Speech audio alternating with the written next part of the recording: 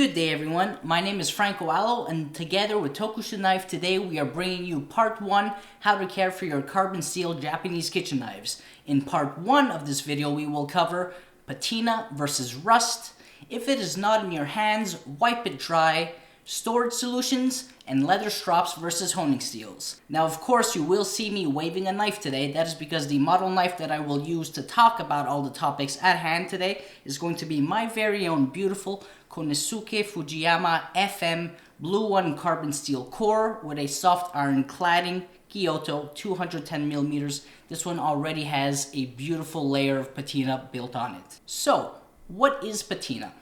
Patina is an oxidized layer of steel that further protects from corrosion, which causes rust. So essentially, patina is what you see on this knife, and rust is what you see here. What we try to do with carbon steel Japanese kitchen knives is we definitely want to avoid rust, because rust is what will eat away at the steel. Now, of course, this is the most basic definition of patina.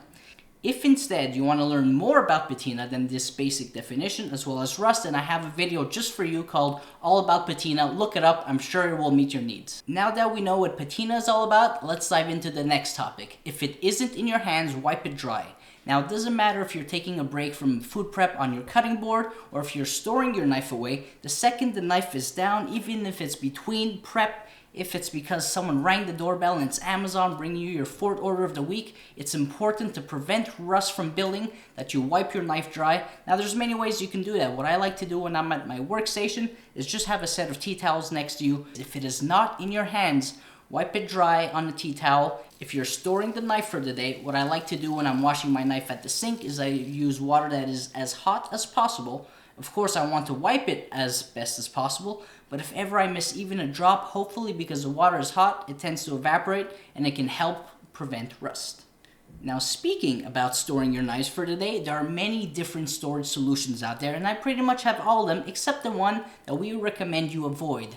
Avoid knife storage blocks with the knife inserts essentially already inlaid into the block. The reason for this is because typically the way that you insert the knife into the block or pull it out, it will damage the edge of your knife. It is also very difficult to clean the inserts of the knives where there will be a lot of bacteria, moisture. So please, as much as possible, try to avoid those knife blocks. Instead, what we recommend is an array of solutions depending on how you like to store your knives. Some people will just keep them in the knife box, and that's totally fine.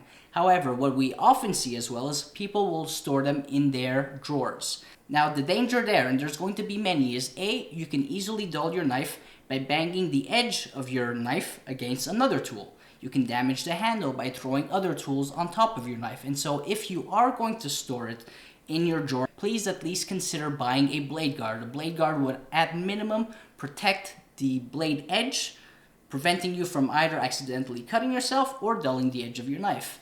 Otherwise, some other storage solutions that present themselves in front of you, as I have here, is knife racks, magnetic knife bars. Some are made out of wood, some are made out of wood with a leather overlay. Either way, these are great storage solutions because you can display your knives and it will be soft on the edge of your knives. My personal favorites for having right next to my cutting station will be a knife block, a magnetic knife block, so not the knife blocks that I told you earlier to avoid.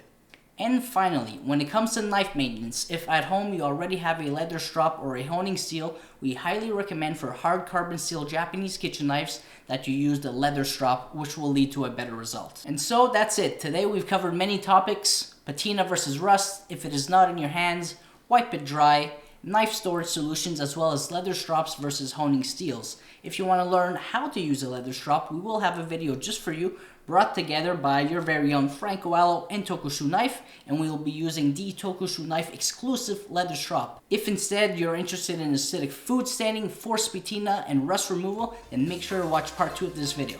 Thank you very much, and see you next time.